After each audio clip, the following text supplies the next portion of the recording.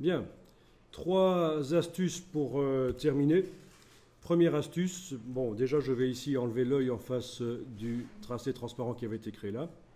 Et ici, je vais dessiner au crayon une ligne comme ça, voilà. Ok. Je sélectionne, vous n'avez même pas besoin de sélectionner, il faut juste que la ligne soit sélectionnée. Ce que je vais vous montrer ici est assez intéressant pour faire des effets, c'est-à-dire que je vais me servir de cette ligne pour découper les objets qui se trouvent en dessous d'elle. Alors attention, ça découpe tous les objets qui se trouvent en dessous d'elle, y compris ceux qui ne sont pas sélectionnés, bien sûr. Donc, si vous voulez que ça ne découpe pas certains objets, il ne faut pas les afficher, en fait. S'ils ne sont pas affichés, ils ne devraient pas être découpés par la ligne. Ok, la ligne a été dessinée, donc la voilà. Elle est au-dessus de certains objets. Je vais demander une fonction spéciale de Illustrator, objet, tracer, diviser les objets inférieurs. Et voilà, la ligne disparaît et elle a coupé les objets. En fait, c'est à peu près la même chose que vous obtenez quand vous utilisez un outil qui se trouve où encore c'est toujours la cata pour le retrouver, celui-là. Elle est derrière la gomme, en fait. Voilà, le cutter. Le cutter, quand vous traversez, il coupe.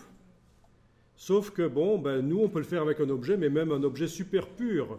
Je pourrais prendre une étoile ici, voilà. Avec cette étoile, je pourrais la positionner à un endroit et dire que je vais découper l'objet avec cette étoile.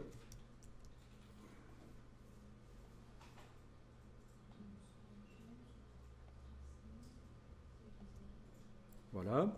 Avec cette étoile, objet,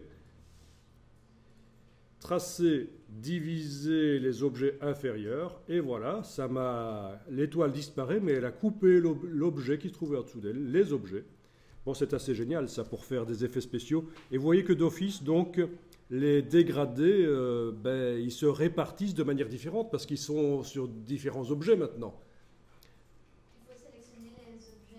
Il ne faut absolument pas sélectionner les objets qu'on veut découper, il suffit juste de sélectionner l'objet qui découpe. Et si vous avez besoin de garder une copie de cet objet, vous faites une copie, donc c'est logique.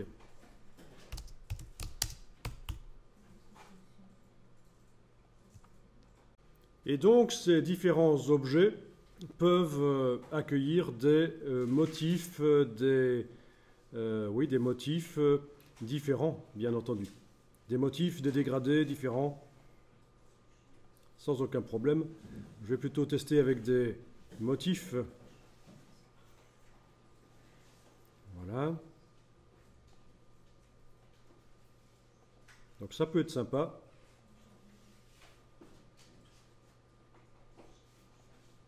Ok.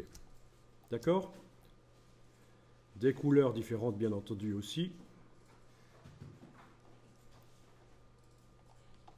Voilà, ça peut être tout à fait sympa, il suffit de se concentrer un peu pour faire un truc pas trop mal.